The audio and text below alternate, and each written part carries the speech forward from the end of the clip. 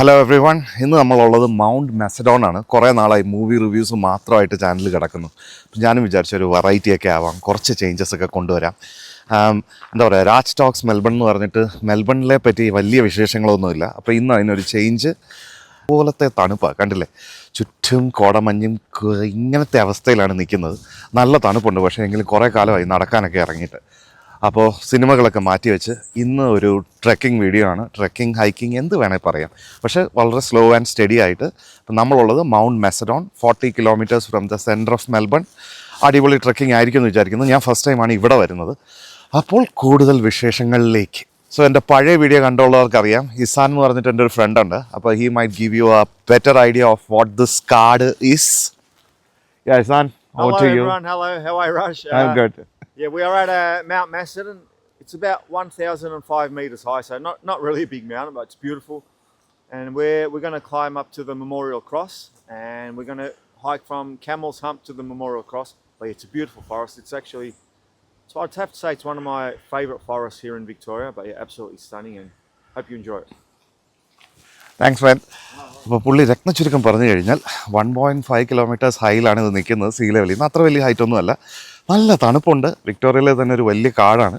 മൊത്തം ഏരിയയും അങ്ങനെ ഇതൊരു പ്രിസർവ്ഡ് ആയിട്ടുള്ളൊരു സ്ഥലമാണ്. പിന്നെ ലാസ്റ്റ് ഒരു മെമ്മോറിയൽ ക്രോസ് ഉണ്ട്. അതൊരു 21 മീറ്റർ ഹൈ ആയിട്ടുള്ളൊരു മെമ്മോറിയൽ ക്രോസാണ്.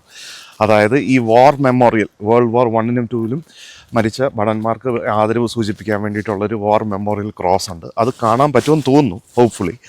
അത് മാത്രമായിട്ട് ഞാൻ പോയി കണ്ടിട്ടുണ്ട്, ഈ ട്രക്കിംഗ് ഒന്നും ഇല്ലാതെ. ക്യാമറ വിറയ്ക്കുന്നത് സ്വാഭാവികം മാത്രം, കാരണം അമ്മാതിരി തണുപ്പാണ്.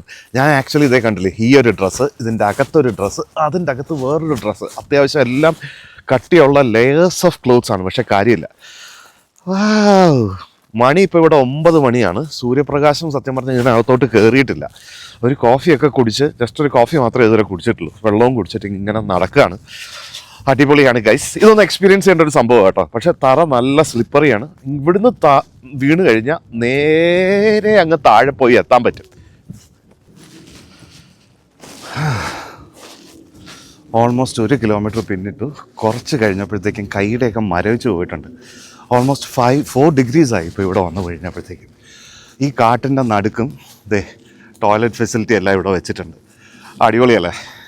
ഇസാനെ വിട്ട് ഞാൻ ബഹുദൂരം മുമ്പോട്ട് കടന്നു, ഒരു ആവേശത്തിൽ ഇറങ്ങി ഓടിയതാണ്. ഇപ്പോൾ നോക്കിക്കേ, 2 വഴി.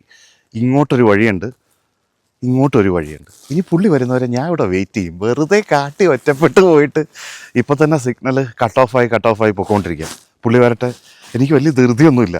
പക്ഷേ അടിപൊളി ഫീലാട്ടോ. ഇവിടെ ഈ ട്രക്കിങ്ങിന് വരാത്തവർ തീർച്ചയായിട്ടും ഒന്ന് എക്സ്പീരിയൻസ് ചെയ്യേണ്ടതാണ്. കാര്യം എന്തെന്ന് വെച്ച് കഴിഞ്ഞാൽ, നമ്മൾ സമ്മറിൽ വരുമ്പോൾ ഉള്ളൊരു ഫീലല്ല. ശരിക്കും ഈ തണുപ്പത്ത് ഇറങ്ങി നടന്ന് കുറച്ചൊന്ന് ബോഡി മൂവായി ഒന്ന് വാമപ്പായി കഴിയുമ്പോഴത്തേക്കും ഒരു സുഖമാണ്.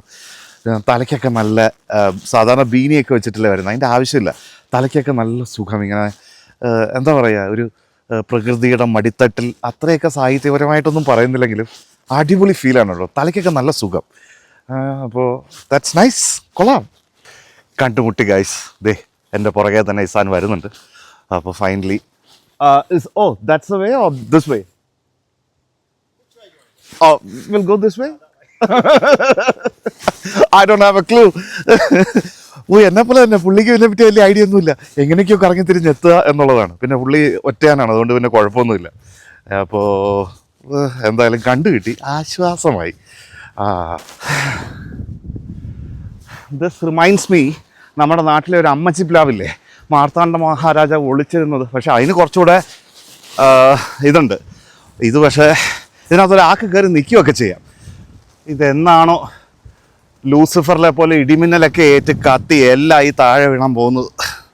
കഥയിലെ നായകൻ ഞാനായതുകൊണ്ട് ഈ വീഡിയോസ് എല്ലാം എഡിറ്റ് ചെയ്ത് കയറുമ്പോഴത്തേക്കും ഞാൻ ഇതിനൊരു എന്താ പറയുക, തുടരുമില്ലേ ഒരു ബാക്ക്ഗ്രൗണ്ട് മ്യൂസിക്കൊക്കെ ഇട്ട് ഒന്ന് പൊളിക്കുക കേട്ടോ. സാദരം ക്ഷമിക്കുക.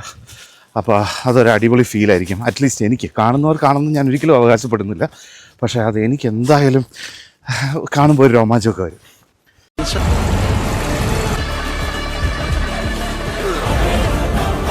കൂട്ടത്തോട് പറഞ്ഞേ വീട് കാട് കയറി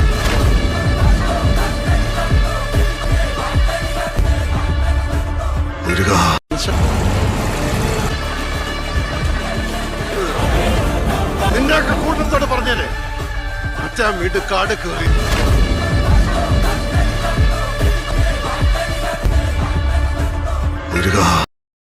അങ്ങനെ നടത്തത്തിൻ്റെ അവസാനം ഞാൻ നേരത്തെ പറഞ്ഞില്ലേ ആ കുരിശടി അതിൻ്റെ അടുത്ത് എത്തിയിട്ടുണ്ട്. പക്ഷേ ഇവിടെ ഫുൾ ബാരിക്കേഡ് ചെയ്തിരിക്കുക. Renovation works are happening.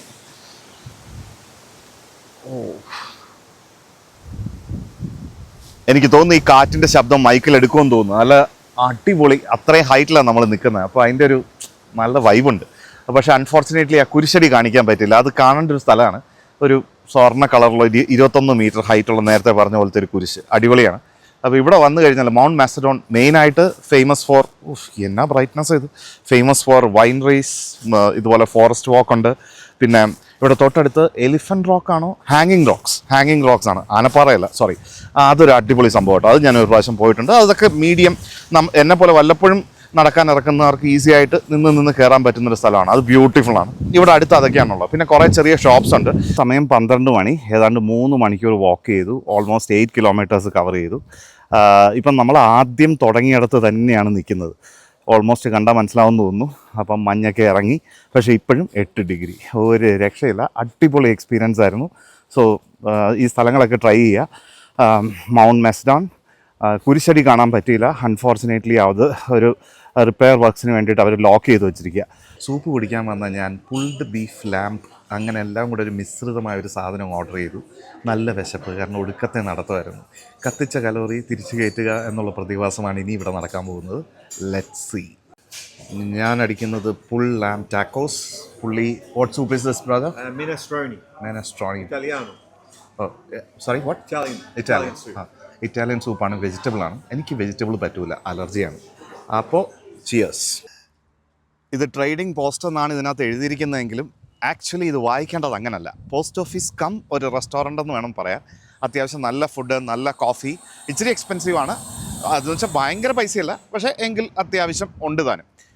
പക്ഷേ അടിപൊളി എക്സ്പീരിയൻസ് ആണ്. പ്രത്യേകിച്ച് ഇത്രയും നടന്നിട്ടൊക്കെ വരുമ്പോഴത്തേക്കും നല്ല ഫുഡ് കഴിക്കുമ്പോൾ നമുക്കൊരു അടിപൊളി ഫീലാണ്. So that's all about the video. ഇഷ്ടപ്പെട്ടാൽ തീർച്ചയായിട്ടും സബ്സ്ക്രൈബ് ചെയ്യുക. ഇതുപോലെ ഏതെങ്കിലും മെൽബണിലുള്ളവർ ഇവിടെ എവിടെയെങ്കിലും ഇതുപോലത്തെ ട്രയൽസ് പോയിട്ടുണ്ടെങ്കിൽ അത് കമൻറ്റ് ചെയ്യുക. Definitely we can join one time. അപ്പോൾ സീ യു.